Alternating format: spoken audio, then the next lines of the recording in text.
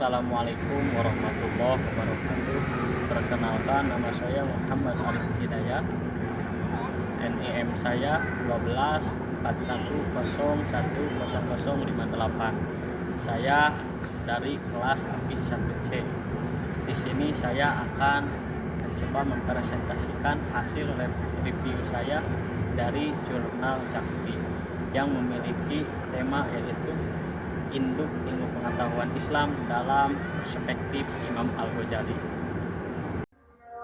Nah, sebelum ke pembahasan, saya akan membahas tentang jurnal Cakti dulu. Nah, Cakti itu sebenarnya nama singkatan dari Jurnal Aqidah Filsafat Islam, UIN Sunan Gunung Jati, Bandung. Nah, saya di sini akan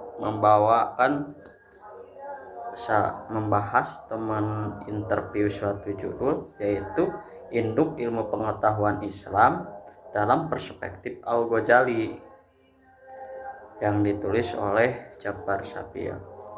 Nah, jurnal ini membahas peran ilmu kalam dalam filsafat Islam, khususnya dari sudut pandang Al-Ghazali gitu.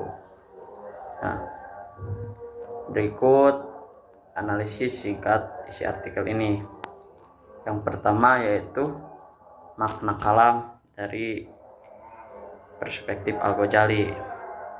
Kalam dianggap sebagai dasar mabadi ilmu-ilmu Islam dan menjadi pondasi dalam pengembangan paradigma keilmuan Islam. Jadi Al-Ghazali menganggap bahwa kalam itu menjadi mabadi ilmu-ilmu Islam. Mabadi itu dasar atau persiapan untuk mengkaji suatu ilmu. Nah, kalam itu menjadi mabadi. Karena kalau kita ingin mengkaji suatu ilmu, tentu saja kita harus mempersiapkan dulu, yaitu membahas mabadinya. Mabadi itu ada 10. Kalau mengkaji kitab atau apa, saya suka mengkaji mabadinya dulu, yaitu inna mabadi kulli fanin asyara al-had wal maudu'u summa samro. Nah, terus ke situ sampai ada 10 itu dibahas. Mau ilmu apa aja itu pasti ada mabadinya gitu. Nah, Al-Ghazali juga tidak hanya mengkritik filsafat tetapi juga menggunakan sebagai alat reflektif dalam memformulasikan argumen keislaman.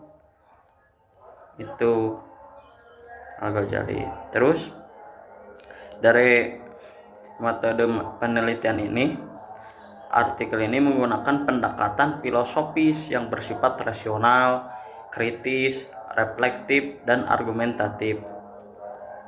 Nah, datanya itu diambil dari karya-karya Al-Ghazali tentang filsafat dan logika. Analisis menggunakan metode analisis wacana ini teh. Nah, dari hasil penelitian ini bahwasannya Al-Ghazali menempatkan kalam sebagai dasar metafisika murni dalam Islam. Berbeda dengan filsafat yang lebih merupakan abstraksi dari realitas alam dan sosial gitu. Tapi meskipun Al-Ghazali mengkritik filsafat, ia memandang filsafat sebagai induk ilmu-ilmu rasional, sementara kalam berfokus pada aspek metafisika gitu. Nah, jadi kesimpulannya dari jurnal ini bahwa kalam adalah pondasi ilmu-ilmu Islam karena berperan dalam membangun asumsi dasar, paradigma, dan berangkat teori dalam studi keislaman gitu. Nah, referensi yang diambil dari jurnal ini atau artikel analisis dari Imam Al-Ghazali ini mengacu pada karya klasik filsafat dan teologi seperti karya Al-Ghazali, Maqasid al-Falasifah, Al-Munkij min Adhala. Nah, yang selanjutnya ya saya akan membahas tentang kekurangan jurnal ini. Kekurangannya yaitu kurang spesifik. Artikel ini berusaha mencakup terlalu banyak aspek dalam pembahasan filsafat Islam dan kalam menurut Al-Ghazali. Ini dapat mengurangi kedalaman analisis pada poin-poin tertentu. Nah, mungkin solusinya kedepannya harus fokuskan kajian pada salah satu tema, misalnya hubungan antara kalam dan filsafat dalam konteks ilmu rasional. Itu yang selanjutnya, yang kedua yaitu kekurangan keterbatasan perspektif modern, karena artikel ini tampaknya lebih menitik beratkan pada pemikiran klasik tanpa memberikan banyak analisis konseptual terhadap relevansi pemikiran Al-Ghazali dalam dunia modern gitu. Nah, yang ketiga kekurangannya metodologi yang tidak mendalam. Walaupun menggunakan pendekatan filsafat, metode digunakan tidak jelas secara rinci. Misalnya, bagaimana analisis wacana dilakukan atau alat bantu apa yang digunakan dalam analisis karya Al-Ghazali gitu. Nah, solusinya mungkin perkuat bagian metodologi dan menjelaskan tahapan dan kerangka analisis yang digunakan secara lebih sistematis. Yang keempat kekurangan keterbatasan referensi empiris.